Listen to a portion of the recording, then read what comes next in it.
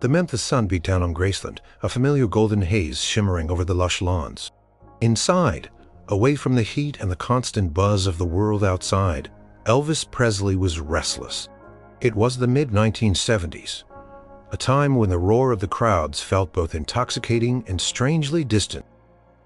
He wandered through the rooms of his beloved mansion, a grand house that sometimes felt more like a gilded cage. He'd lived 1,000 lives within these walls, seen 1,000,000 faces in his dreams, but lately a quiet emptiness had settled in.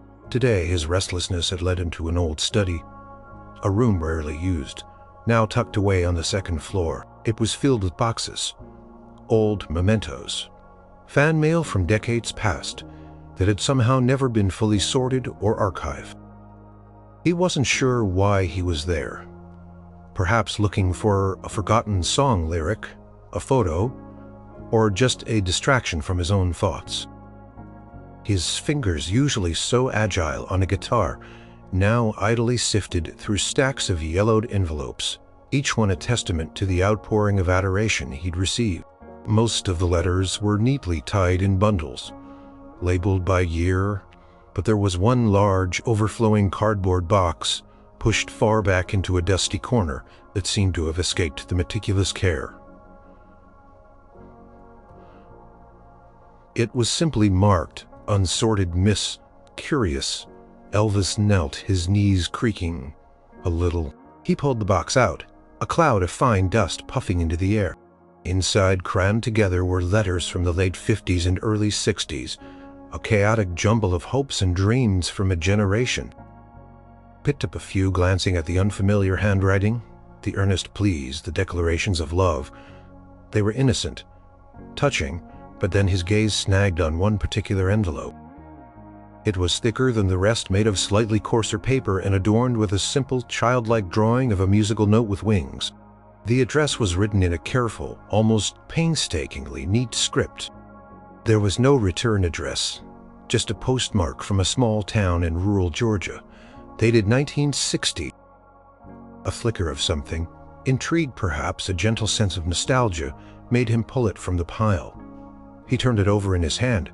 It felt weighty, like it held a secret. He noticed. The corner of the envelope was slightly torn, as if it had been through a journey, or perhaps mishandled. The thought that it had been lost, swallowed by the mountain of mail that had poured into Graceland every single day, gave him a pang of regret. How many such letters had never seen the light of day? With a sigh, Elvis carefully, almost reverently, slid his thumb under the flap and opened it. Paper inside was slightly brittle, but the ink was still vibrant. He unfolded the single sheet, revealing a neat cursive handwriting that spoke of hours spent perfecting penmanship. Dear Mr. Presley, my name is Lily Mae Johnson, and I am 12 years old. I live in Harmony Creek, Georgia. I know you get a lot of letters, but I really hope you read mine. I listen to your records every single day on my mama's Victrola. My favorite song is Can't Help Falling in Love. It makes me feel like there's magic in the world. Elvis paused. Can't Help Falling in Love was released in 1961, so this letter must have been written slightly after that. Or she was referencing something else, or perhaps the date on the envelope was a postmark delay. No, wait, he reread the date. It was indeed 1961. This meant she might have been thinking of It's Now or Never, or another ballad of the time, and her memory, or his, was playing tricks. Or maybe she heard a demo. He smiled slightly at the earnestness, and the slight discrepancy only made the letter more real, more human. He continued reading. My mama says I shouldn't bother you, that you're too busy, but I just had to write. You see, I want to be a singer more than anything in the world, just like you.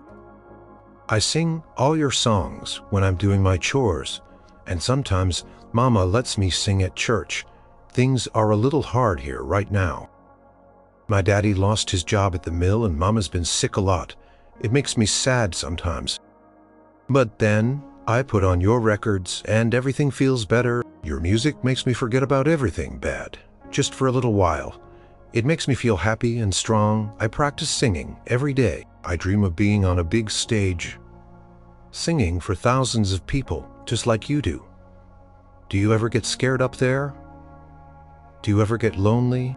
Sometimes even with Mama and Daddy, I feel a little lonely. I hope one day you come to Harmony Creek. Maybe I could even sing for you. That would be the most wonderful day of my life. Thank you for your music, Mr. Presley. It means more to me than words. And Sazy, the simplicity, the raw honesty of the letter hit him hard. He wasn't just a global phenomenon in these words. He was a source of comfort, a beacon of hope for a little girl in a small town.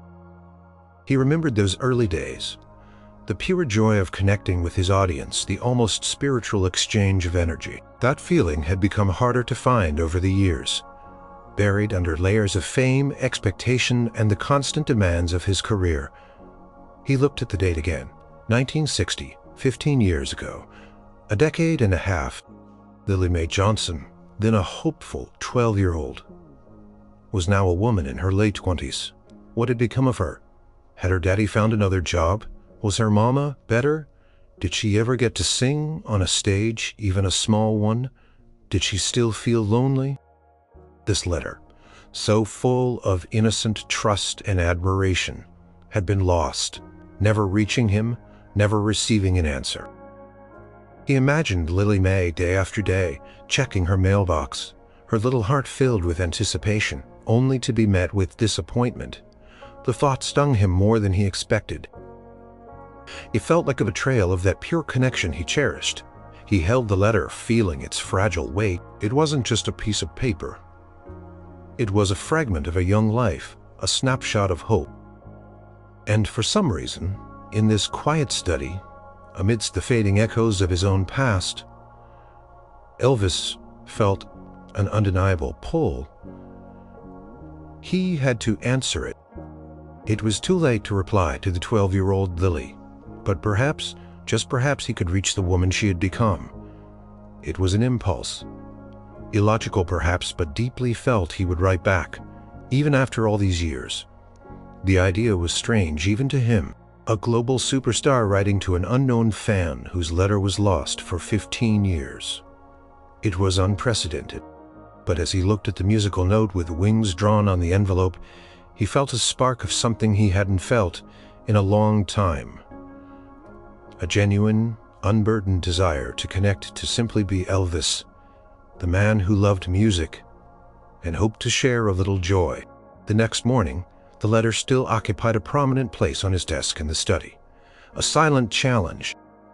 Elvis found himself returning to it, rereading Lily Mae's earnest words, the simple questions that now seemed so profound. Do you ever get scared up there? Do you ever get lonely? He realized with a pang that he could answer those questions now with a truth he couldn't have articulated, or perhaps wouldn't have dared to, back in 1960. Yes, he got scared. Yes, he got lonely. Perhaps more so than anyone could imagine. Surrounded by millions but truly known by few. Picked up a pen, a heavy gold-plated one that felt formal, almost too grand for such a personal task. He pulled a sheet of his personal stationery, embossed with the Graceland. Could he possibly say, "Dear Lily Mae, sorry, this is 15 years late"? It sounded ridiculous. How could he explain such a delay? Would she even believe it was him?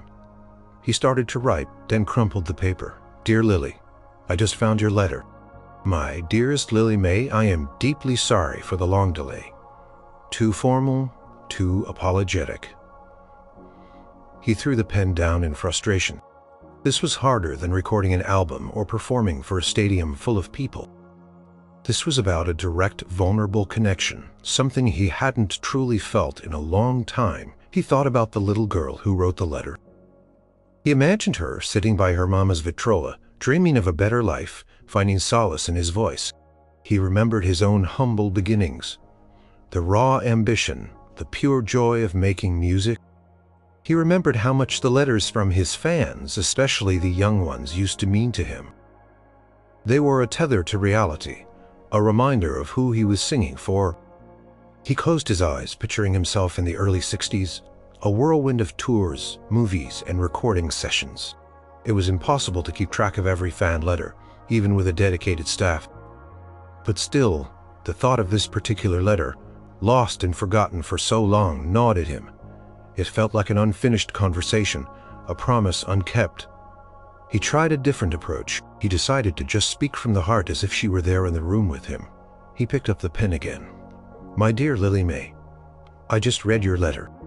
It was written many years ago in 1960, and I found it tucked away in an old box of fan mail that had somehow gone unsorted for far too long.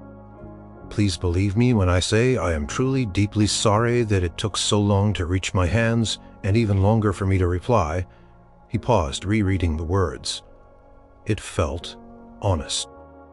He continued, addressing her specific questions and statements. "You asked if I ever get scared up there on stage. Sometimes, yes, Lily, I do. It's a different kind of fear now than it was when I was starting out, but it's still there and lonely. Yes, even with so many people around, it can be very lonely sometimes. The world of fame can be a strange and isolating place." He thought about her dream of being a singer. He wanted to encourage her, but also to be realistic, to share some of the wisdom he'd gained. "You mentioned wanting to be a singer, just like me. That's a beautiful dream, Lily Mae. Hold on to it with all your heart. Music is a powerful thing. It can lift you up and it can bring joy to others. Even when life is hard, as you said it was for your family, music can be a comfort, a light in the darkness. I'm so glad my psalms could be that for you." Tried to keep it general, knowing how much her life must have changed in 15 years. But he wanted to acknowledge her past, the struggles she mentioned. "I hope your mama got better and that things improve for your daddy. Life throws us curveballs, doesn't it? But you sound like a strong young lady even then." He paused again, a smile touching his lips. He decided to include a personal touch, something that might make her feel like he truly connected with her. "Specific letter you mentioned. Can't help falling in love. It's one of my favorites too. It came out a little after your letter was written, so maybe you heard an early version or confused it with another song, but I appreciate you liking it. It's a song about how love just happens, whether you want it to or not. And sometimes I think a connection between people can happen that way too, unexpected." He needed to invite a reply, but without putting pressure on her. "I don't know where life has taken you since 1960, Lily Mae. You're a grown woman now, I imagine. But if this letter reaches you, and if you feel inclined, I would be honored to hear from you, to know how your life turned out, if your dreams took flight, or if they changed. No pressure, of course, just a quiet hope." He signed off simply, but warmly, with warmth. It wasn't the king of rock and roll. It was just Elvis, a man responding to a call from the past. He folded the letter carefully, placed it in a fresh envelope, and addressed it to Lily Mae Johnson at the Harmony Creek, Georgia. Address? He didn't know if she still lived there, or if the letter would even find its way to her. But he had done his part. He had answered. He sealed the envelope, then picked up the phone. "Hey, Larry," he said to his assistant. "I need you to mail something for me personally. Make sure it goes out first thing tomorrow and no fuss." "Okay, just a regular letter." Larry, used to Elvis's sometimes unusual requests, simply responded, "Yes, sir." Elvis hung up, a strange sense of peace settling over him. He had cast a message in a bottle into the ocean of time. And now, all he could do was wait. The thought that somewhere out there, Lily Mae Johnson might receive this letter filled him with an unexpected mix of anticipation and trepidation. He hoped for her sake that life had been kind.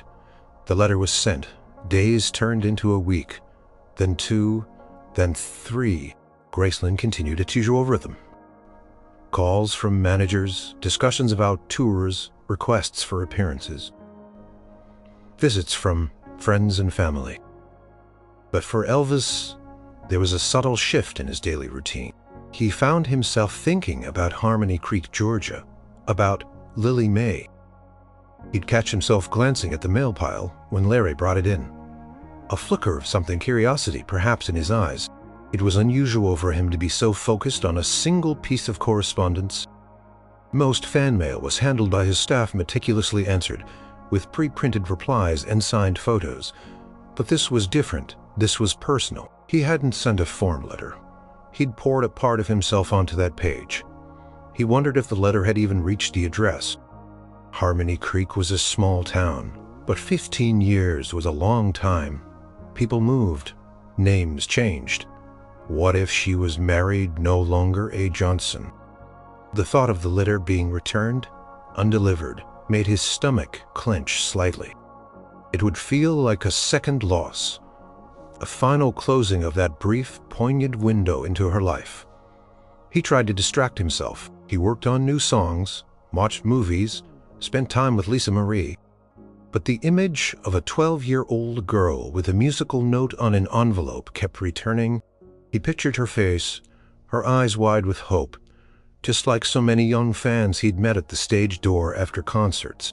He remembered the raw, unspoiled adoration, the kind that had faded somewhat as his life became more complicated, more managed. One evening, he was sitting alone in the jungle room, the exotic decor a familiar comfort. The silence was profound, broken only by the occasional chirp of crickets from outside. He thought about Lily Mae's question, "Do you ever get lonely?" He realized he'd answered her honestly. He was lonely, profoundly so, at times surrounded by so many, yet truly known by so few. This unexpected correspondence, this fragile thread, reaching back into the past, felt like a lifeline, a connection to a simpler, purer time. He had often wondered in his darker moments if his music truly mattered beyond the fleeting thrill of fame and money. Did it genuinely touch lives? Lily Mae's letter was a resounding yes. It was a reminder of the good he had done, the comfort he had provided to a little girl struggling in a tough world. This gave him a strange kind of peace, a validation that went beyond record sales or critical acclaim. He decided that if Lily Mae's letter didn't arrive, he would try to find her. He had resources. He could hire someone to trace her. It was an extravagant thought for a lost fan letter, but he felt an almost paternal responsibility. He wanted to know she was okay. He wanted to know. Her dreams had found some kind of fulfillment. He wasn't sure why this particular letter had affected him so deeply, but it had. Perhaps it was its innocence, its forgotten nature, or simply the timing in his own life, a moment when he craved genuine connection more than ever. Meanwhile, hundreds of miles away in Harmony Creek, Georgia, life for Lily Mae Miller, Mae Johnson, moved at a much slower, quieter pace. The small town hadn't changed much in the 15 years since she'd written that letter. The mill where her daddy used to work had closed down years ago, and he'd found work on a local farm, still hardworking but slower now. Her mama, bless her heart, was frail but still with them, her spirit unyielding despite years of illness. Lily Mae herself was 27 now. Her childhood dreams of being a singer had faded into the background, not entirely gone, but reshaped by the realities of life. After high school, she'd gotten a job at the local library, a quiet haven filled with stories, though not her own.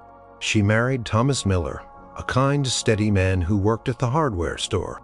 They had a little house with a small garden and a life that was comfortable, predictable, and mostly happy. She still loved music, of course. She sang in the church choir, and sometimes late at night, when Thomas was asleep, she would hum Elvis songs, remembering the intense, almost spiritual connection she'd felt to his voice. As a child, she'd almost forgotten about that letter.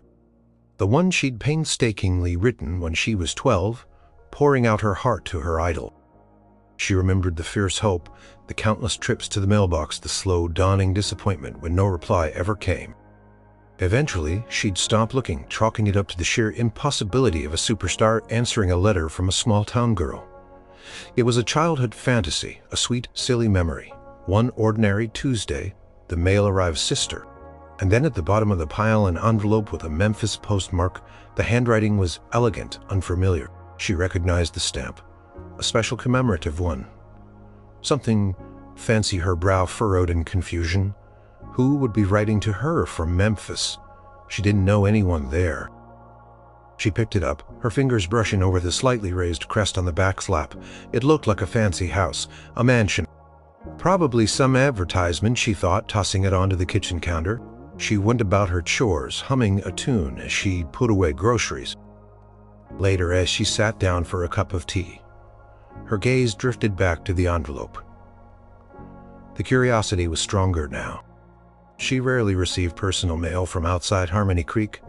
She carefully opened it. Inside, there was a single sheet of paper, thick and creamy, also bearing the elegant crest. And then a photograph slipped out, a recent one of Elvis. It was him, unmistakable, but older, a little heavier, a little wearier in the eyes, yet still undeniably majestically. Elvis? Lily Mae's breath hitched. Her hand trembled as she picked up the photo. Her mind reeled. Was this some kind of fan club thing? A promotional gimmick? But the photo felt too personal, not glossy, like a typical promotional shot. Then her eyes fell on the first line of the letter. "My dear Lily Mae, I just read your letter." It was written many years ago in 1960, and I found it tucked away in an old box of fan mail that had somehow gone unsorted for far too long. Please believe me when I say I am truly deeply sorry that it took so long to reach my hands, and even longer for me to reply. Lily Mae. Gasp. Her vision blurred. Disbelief warred with a sudden overwhelming wave of emotion. This couldn't be real. It had to be a prank. A cruel joke. Who would do something like this? But as she continued to read, her eyes scanning the familiar, carefully chosen words, a different feeling began to emerge. He spoke of being scared, of being lonely, questions she had asked him as a child. He acknowledged her mother's illness, her father's struggles. He spoke of "Can't Help Falling in Love," a song that had always held a special place in her heart. The sincerity in his words, the personal touches, began to chip away at her skepticism. "You mentioned wanting to be a singer just like me. That's a beautiful dream. Lily Mae, hold on to it with all your heart. Music is a powerful thing. Even when life is hard, as you said it was for your family, music can be a comfort, a light in the darkness. I'm so glad my songs could be that for you." Tears welled up in her eyes. It was real. It had to be. No one could have known those details, those innocent questions, unless they had read her letter. The Elvis Presley, the king, had found her letter after 15 years and written back. Her childhood self, the hopeful, lonely 12-year-old, felt a profound sense of validation, a quiet sob escaping her lips. She finished reading the letter, her heart pounding. His apology for the delay felt so genuine. His offer to hear from her, no pressure, was startling in its humility. Lily Mae, the pragmatic librarian, the steady wife, felt a tremor of the old childhood magic reawaken within her. The world for a moment didn't feel so predictable anymore. She held the letter, the paper almost warm in her hands, as if still carrying a faint echo of the hand that had written it. It was a tangible link to a past she had long since put away, a dream she had quietly folded up and stored in a box. But here, it was opened and presented back to her by the very person who had inspired it all. The initial shock slowly gave way to a whirlwind of emotions, disbelief, then wonder, then a profound sense of gratitude, and then a quiet determination. She had to tell him everything. Lily Mae spent the rest of the day in a daze. She reread Elvis's letter dozens of times, each time discovering new nuances, new layers of sincerity. She felt a strange mix of emotions, the profound comfort that her childhood plea had finally been heard, and a fresh wave of grief for the long years of waiting. But overriding it all was an exhilarating sense of wonder. When Thomas came home from work, he found her sitting at the kitchen table, the letter and photo spread out before her. A faraway look in her eyes. "Lily, what's wrong? You look like you've seen a ghost." She looked up, a half or at least a ghost from my past. She slowly, carefully explained. Thomas listened, his usual calm demeanor replaced by open-mouthed astonishment. He picked up the photo, then the letter, his eyes wide. Elvis, the Elvis Presley, he wrote you. He says he found my letter from when I was 12, Lily Mae said, her voice still laced with disbelief. It was lost in his mail for 15 years. Thomas shook his head, a chuckle escaping him. Well, that's something else, isn't it? He could see the genuine emotion on her face, the way her eyes shone. He knew how much Elvis had meant to her as a girl, how she dreamed of singing. He wrapped an arm around her. So, what are you going to do? I have to write back, she said, her voice firm. I have to tell him. The next morning, Lily Mae sat down at her own kitchen table, a fresh sheet of paper before her. This time, her hand didn't tremble with disbelief, but with a quiet sense of purpose. How do you summarize 15 years of life to a legend? How do you articulate the impact of his music? The solace it provided. She decided to be honest, just as he had been. She started by acknowledging her shock. Dear Mr. Presley, I still can hardly believe I'm writing this. When your letter arrived, I thought it was a prank, a very elaborate joke. It took me a long time to truly believe it was from you. The details you mentioned from my letter, my mama, my daddy, my dream of singing. No one else could have known those things. She then shared what her life had become. A lot has changed since 1960. My name is Lily Mae Miller. Now I got married to a wonderful man named Thomas. My mama is still with us. Frail, but her spirit is strong just as you hope. My daddy found work on a farm after the mill closed, and he's doing okay too. As for me, I didn't become a big singer like I dreamed. Life, as you said, throws us curveballs, but I did find a way to keep music in my life. I work at the local library, a quiet place, but I also sing in the church choir, and I volunteer teaching music to young children at the community center. I teach them the simple joy of a melody, the power of a lyric, and, yes, sometimes I teach them your songs. A smile touched her lips as she wrote that last part. She wanted him to know his music lived on even in a small corner of Georgia. Your music, Mr. Presley, truly was a comfort during those hard times you asked about. It was a beacon of hope for a little girl who often felt lost. It still is. When I feel overwhelmed or just need to remember the magic, I put on one of your old records. Can't Help Falling in Love is still my favorite, by the way.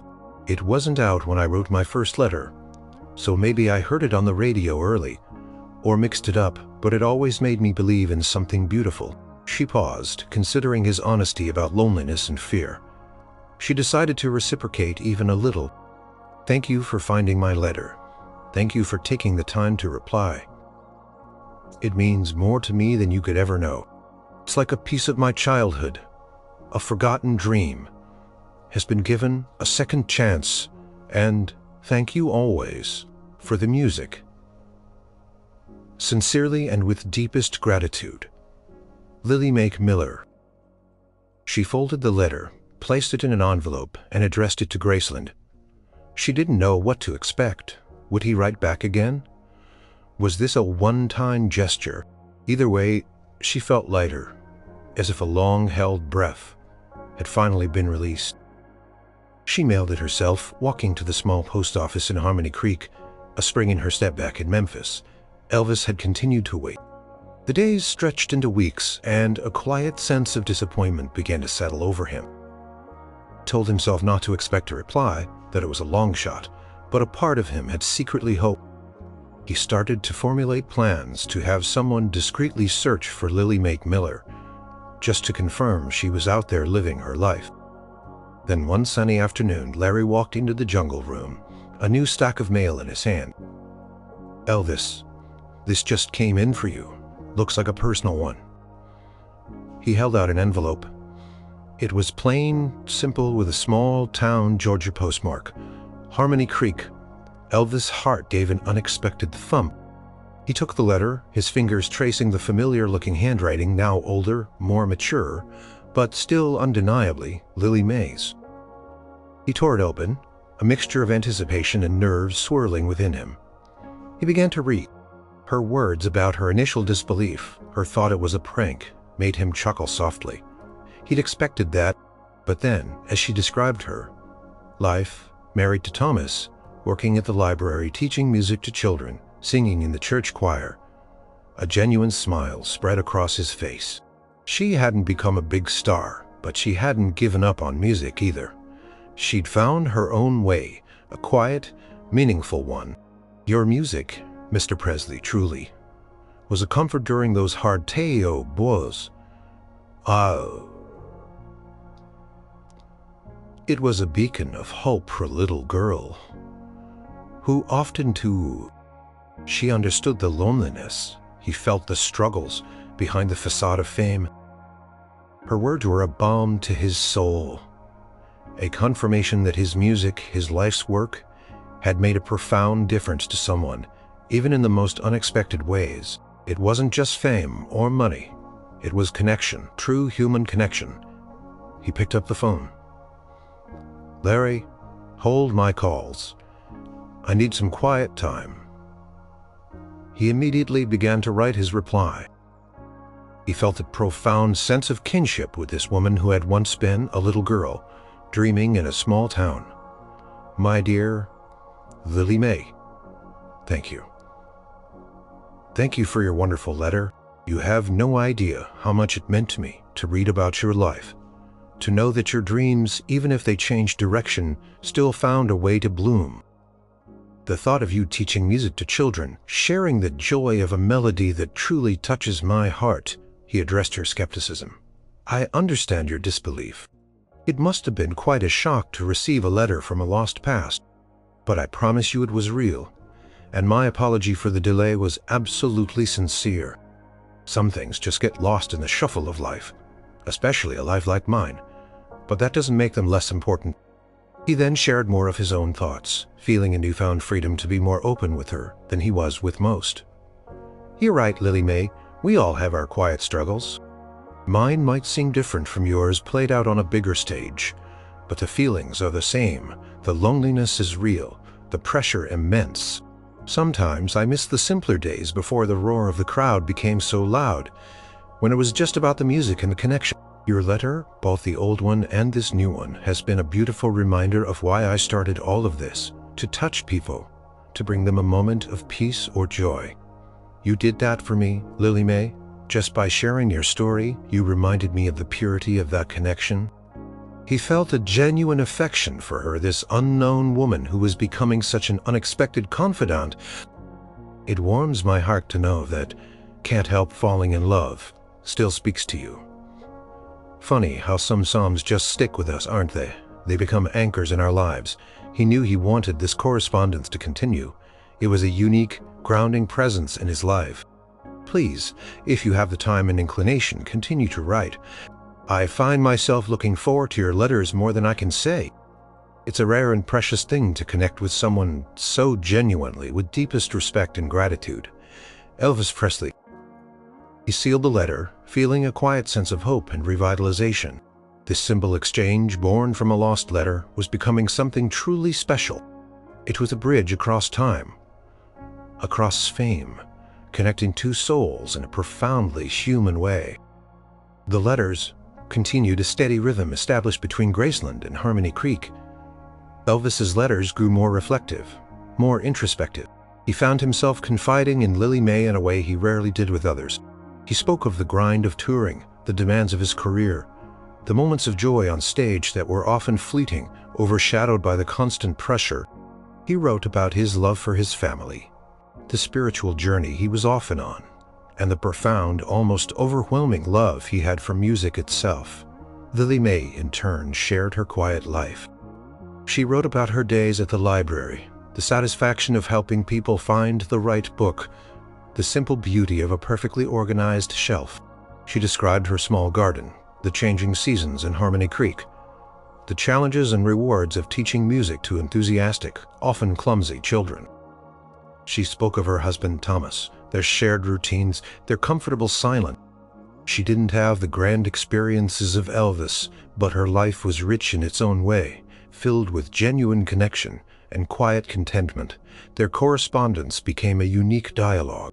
Elvis found a grounded perspective in Lily Mae's words, a refreshing dose of reality that cut through the artifice of his celebrity world. She wasn't asking for favors or autographs. She was simply sharing her life, and in doing so offered him a window into a world he had once known, but had long since left behind. Her letters were a reminder of the ordinary beauty of life, the things that truly mattered. Lily Mae, on the other hand, found an incredible source of strength and inspiration in Elvis's replies. To hear the king of rock and roll admit to loneliness, to fear, to the very human struggles she recognized in herself, was incredibly validating. It made him more human, less of a distant idol. His encouragement about her music teaching, his genuine interest in her small-town life, filled her with a quiet confidence she hadn't realized she was missing. It was as if a piece of her childhood dream was being nourished, not by fame, but by the most profound validation of all, the understanding of the person who inspired it. They discussed music, not just his, but the power of it. Elvis wrote about how songs could carry emotions, transcend time. Lily Mae shared how she tried to instill that same appreciation in her young students, seeing the spark in their eyes when they hit a perfect note. One letter from Elvis particularly resonated with Lily Mae. "That's what it's always been about for me, truly." Lily Mae reread that paragraph countless times. It spoke to a vulnerability that only a few people in his life must ever witness. It solidified their unique bond. They were two people from vastly different worlds, yet connected by something intangible. A shared love for music, a mutual understanding of loneliness, and the serendipitous journey of a lost letter. As the months passed, the thought of meeting began to surface, subtly at first, then more explicitly. For Lily Mae, it was a dizzying prospect. To meet Elvis, her childhood idol, the man whose voice had been a constant companion through her life, the man who was now her pen pal. The idea filled her with a mixture of immense excitement and daunting apprehension. What would it be like? Would the magic of the letters be broken? Would he be different in person? Would she disappoint him? For Elvis, the thought was equally profound. He found himself craving the simple, honest connection he had found with Lily Mae. He often felt like he was constantly on, performing even off stage. But with Lily Mae, he felt he could truly be himself. He wanted to see the woman behind the thoughtful letters, to talk to her face to face, to share a laugh. He knew it would be a risk, that it could change the dynamic, but the desire to connect felt stronger than the hesitation. One afternoon, Elvis sat in his study, rereading Lily Mae's last letter, her quiet descriptions of spring in Harmony Creek. He picked up his pen and began to write. He hesitated for a moment, knowing this letter would be different. This would be a leap of faith. "My dear Lily Mae, your letters are a light in my often complicated days. I find myself looking forward to them more than I can properly express. You have a way of seeing things, of finding the quiet beauty that I often miss in the whirlwind of my life. I've been thinking perhaps too much about our correspondence. Such a rare and genuine connection, one I cherish deeply, and it's made me wonder, would you ever consider coming to Memphis, to Graceland?" He anticipated her immediate reaction. Shock, perhaps fear. The sense of unreality, he quickly continued, trying to ease any apprehension. "I know this is a huge request. And please, there is absolutely no pressure if it's too much. But I would be honored to meet you in person if you felt comfortable. We could talk just like in our letters, without any fuss or formality. I could ensure your visit would be discreet, quiet.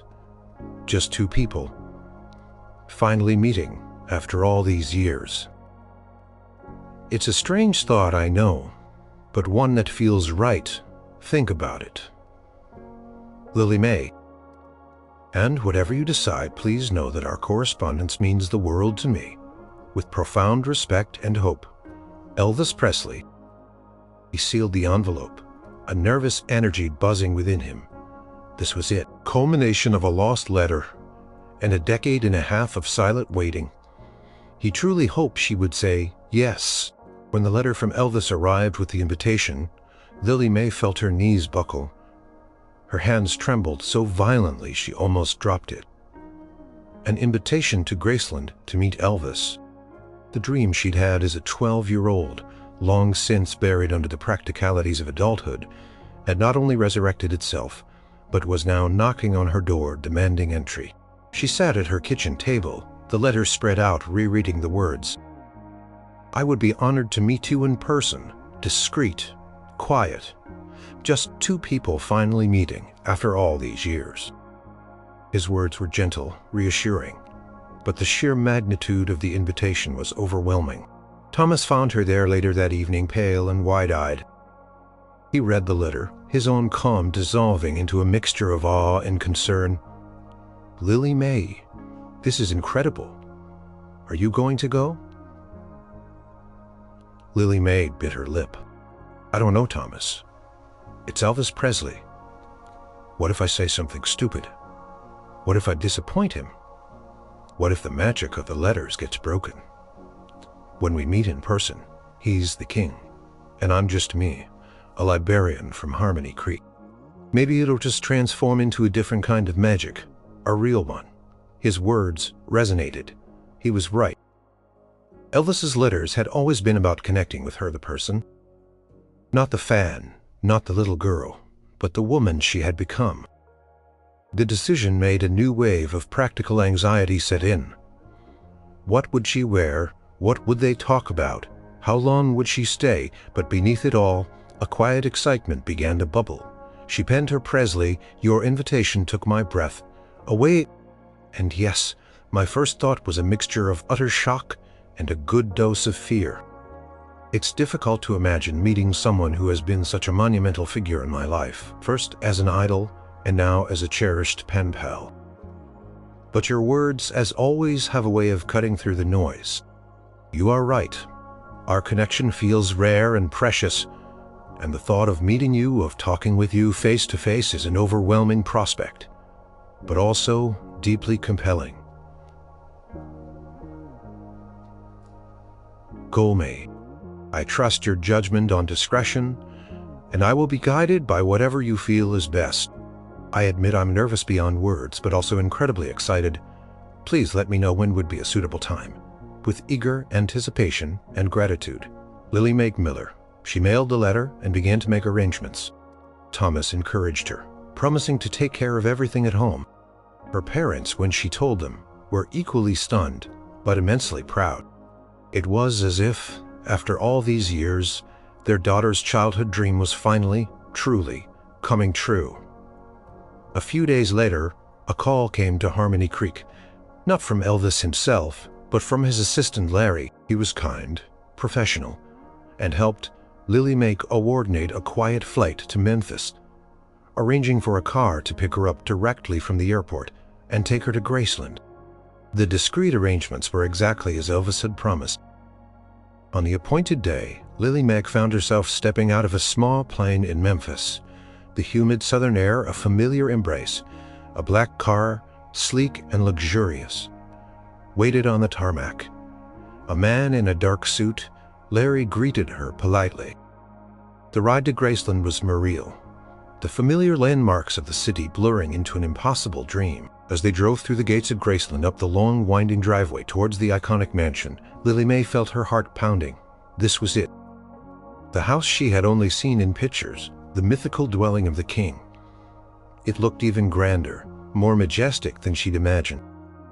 The car pulled up to the front door, and Larry escorted her inside.